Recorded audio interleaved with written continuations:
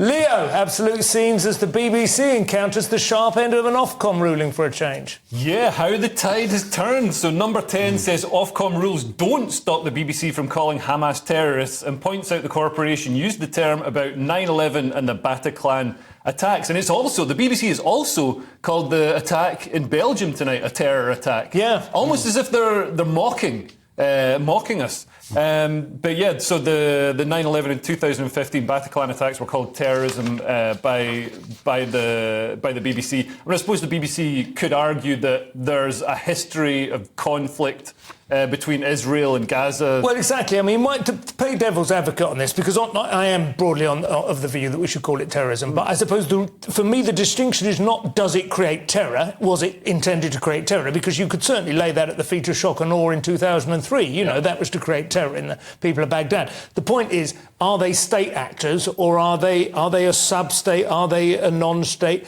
And that is do they have defined political and sort of plausible objectives? Yeah, exactly. Are they acting on behalf of and that's the thing.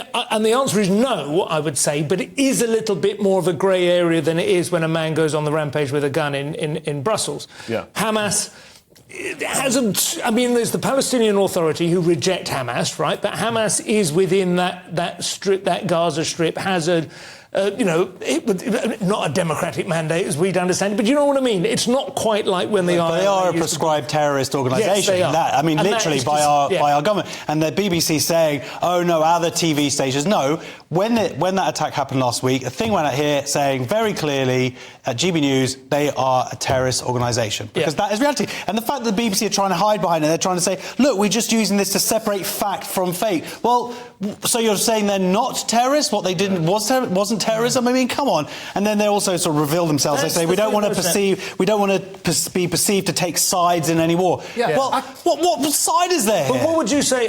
In terms of terror, what would you say about napalm attacks in Vietnam by America? Would you regard that as terrorism? Because that was clearly what it was, right? If by the definition that you're using, the famous picture of the little girl running down, that was terrorism, right? Yeah. Yeah. I can say that's terrorism. But that wasn't described as terrorism. Well, I mean, it depends. Were they targeting specifically that little girl? Or is this like a military objective? It's quite common to sort of target civilian population in war. I mean, Hiroshima was against the civilian target. My gut feeling is that our instinctive idea of what is terrorism, i.e. an action obviously intended to create terror among a civilian population, is not the one that's decisive in terms of whether the word is used. It's the question of under what authority you are performing that action. Yeah. And if you are actually at war with another country and then you do that, like, is the rape of Nanking, was that terrorism? There are horrific things that have happened. Sorry? I don't know her. Oh, don't joke about that. But yes, it's interesting that, last week the BBC, people were on the BBC on Newsnight demanding that GBNews be shut down because somebody said he didn't want to have sex with someone, and this, to me, this is a far greater. This is well, to be honest, they've also transgressed that particular, the exact same as well anyway. But we'll go back there.